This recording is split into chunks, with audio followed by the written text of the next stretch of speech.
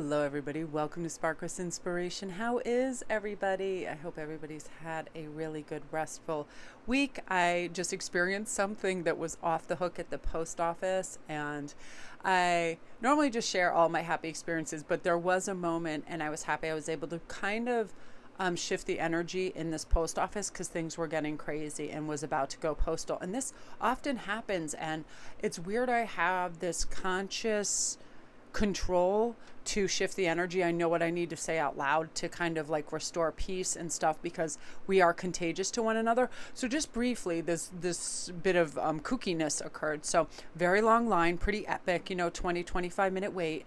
And this lady comes in and jumps about 10 people in line. She cuts through the first portion of the door. There's a line that goes to the right that is to the end of the line, and she comes and she just resumes this spot right coming in the door, which skips about 10 people. So this young mom who has a daughter with her who's about 4 says, "Excuse me, miss, the list goes all the way back here."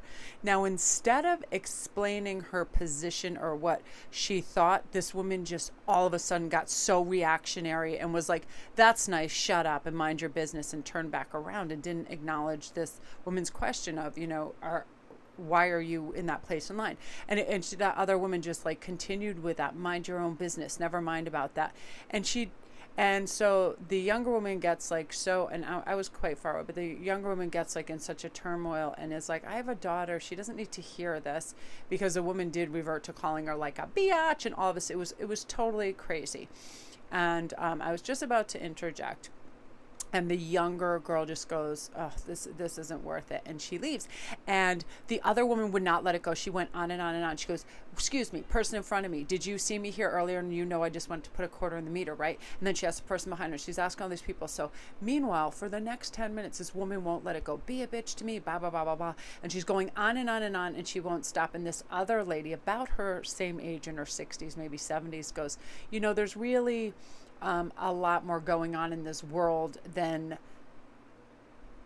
much more to worry about than this kind of petty stuff," which gets this woman even more riled. So I say rather loudly to I'm the next person in line. I say to the lady, she's really nice. I go, "Hey, you don't have a radio in here to play Christmas music and restore harmony and entertain the kids and other hostiles," or something like that. And the lady laughs and everybody just goes quiet, and I hear like this hum, and it changed the energy because sometimes we need a little levity and humor and stuff because people get so worked up in their own headspace that they forget, listen, you affect other people here in this building, children, whomever, and when you're just going on and you can't let something go. It was just crazy.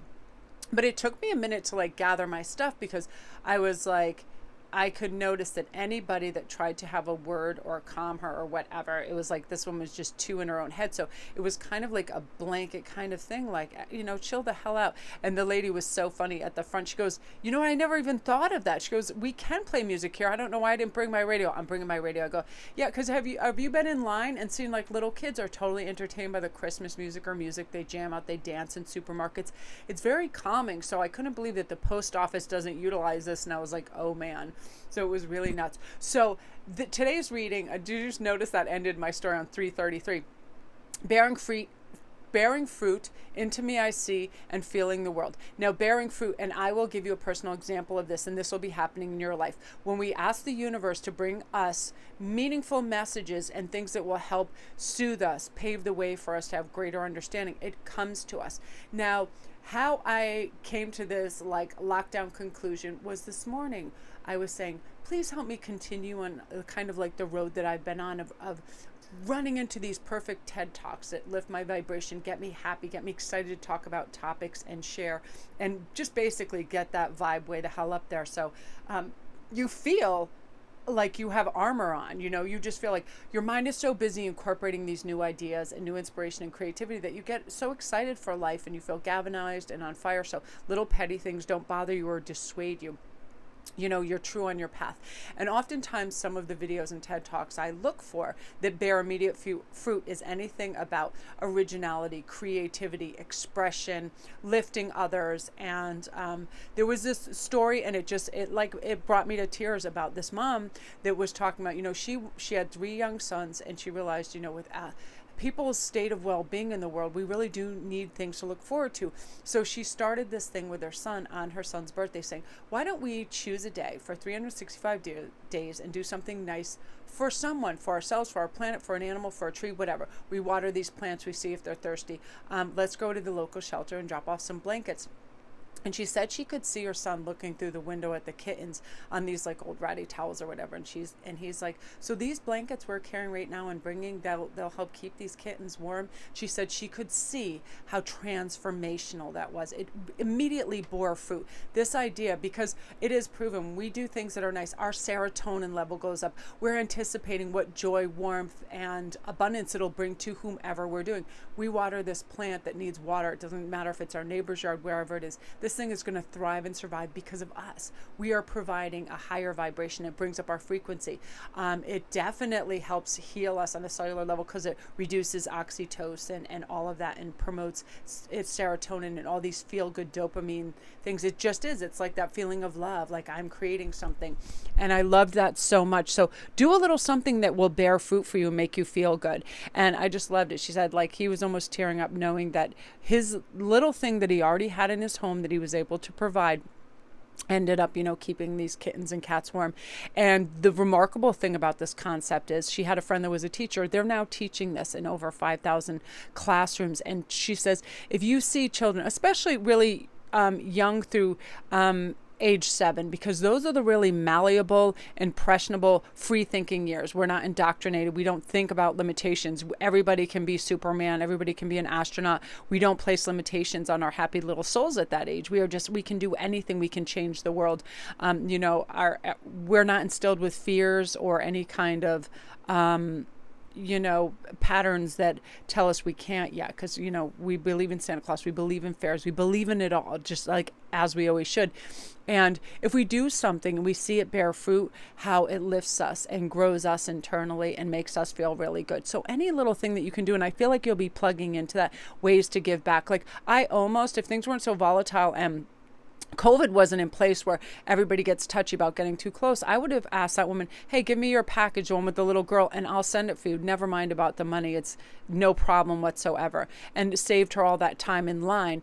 But it's like, that's something I thought immediately, but she had left so quickly. That sort of thing, it's like, I do feel that pay it forward, it's like a wave. You do something nice, it inspires somebody else. You see that in traffic, right? If you let somebody in, they'll stop at the next light and let somebody in. It's very contagious. Giving, it'll bear fruit. And I feel like your ideas are going to be like this too, because oftentimes all we need to do is picture the best case scenario. I'm going to walk in this room and I'm going to have my shoulders back and I'm just going to, I'm going to be fueled with creativity and happiness and connective. Picture yourself doing that over and over. If you want to renovate your house, picture, and I got this from Sammy. She sent me some pictures. Sammy, good luck with your fixing up. It looks so great. I love painting and refurbishing. It's so awesome. But like that, all you have to do is envision that room being blue, envision that new stained glass window, envision those new pictures, fluffy pillows, whatever it is you want, start to see it over and over. And it's weird. Your energy pulls you to success and being able to do that, which is phenomenal.